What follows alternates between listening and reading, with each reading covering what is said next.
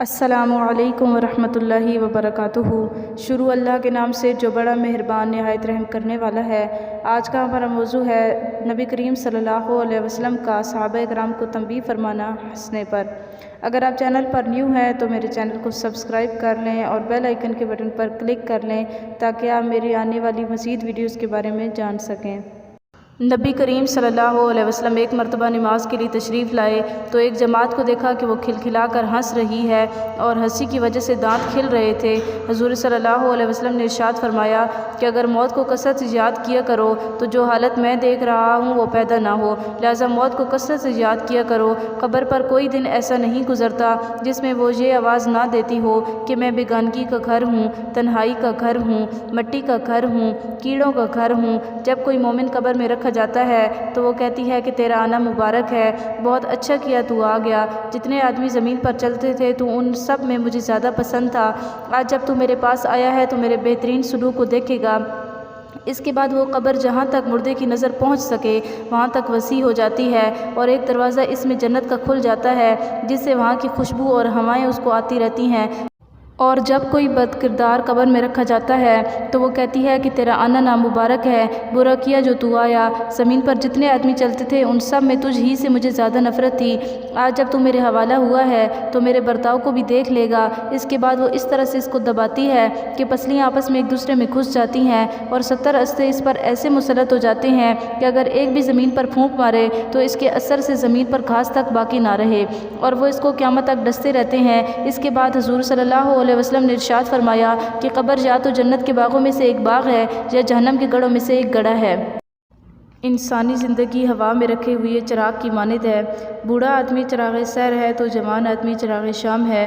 جس طرح ہوا کے جھونکوں میں رکھا ہوا چراغ ایک ہی جھونکے کا محتاج ہوتا ہے، اسی طرح انسانی زندگی ایک ہی پل کی محتاج ہوتی ہے۔ پلک چھپکنے کی دیر میں انسان اس جہاں سے اگلے جہاں پہنچ جاتا ہے۔ زندگی کیا ہے؟ تھرکتا ہوا ایک ننھا سا دیا، ایک ہی جھونکا جسے آ کے بجھا دیتا ہے۔ چند نوجوان صحابہ کرام رضی اللہ عنہ نبی کریم صلی اللہ علیہ وسلم کی خدمت میں حاضر ہوئے اور عرض کیا، اے اللہ کے نبی صلی اللہ علیہ وسلم، انسانوں میں سب سے زیادہ عقل مند اور سمجھدار کون ہے؟ فرمایا، وہ جو موت کو کثرت سے یاد کرنے والے ہوں اور وہ جو موت کی سب سے زیادہ تیاری کرنے والے ہوں۔ آپ صلی اللہ علیہ وسلم نے فرمایا، لذات کو ختم کرنے والی چیز کو اکثر یاد کیا کرو۔ صحابہ کرام رضی اللہ عنہ نے پوچھا، اے اللہ کے نبی صلی اللہ علیہ وسلم، لذات کو ختم کرنے والی کیا چیز ہے؟ فرمایا، لذات کو ختم کرنے والی چیز موت ہے۔ سیدہ عائشہ صدیقہ رضی اللہ عنہا نے ایک بار نبی کریم صلی اللہ علیہ وسلم سے پوچھا، اے اللہ کے نبی صلی اللہ علیہ وسلم، کیا کسی کا حشر شہیدوں کے ساتھ بھی ہوگا؟ آپ صلی اللہ علیہ وسلم نے فرمایا، ہاں، اس کا جو اپنی موت کو دن اور رات میں 20 مرتبہ یاد کرتا رہے گا۔ نبی اکرم صلی اللہ علیہ وسلم نے اپنے یاروں سے پوچھا، موت کے بارے میں کیا جانتے ہو؟ ایک نے عرض کیا، اے اللہ کے نبی صلی اللہ علیہ وسلم، صبح اٹھتا ہوں تو یقین نہیں ہوتا کہ رات آئے گی یا نہیں آئے گی۔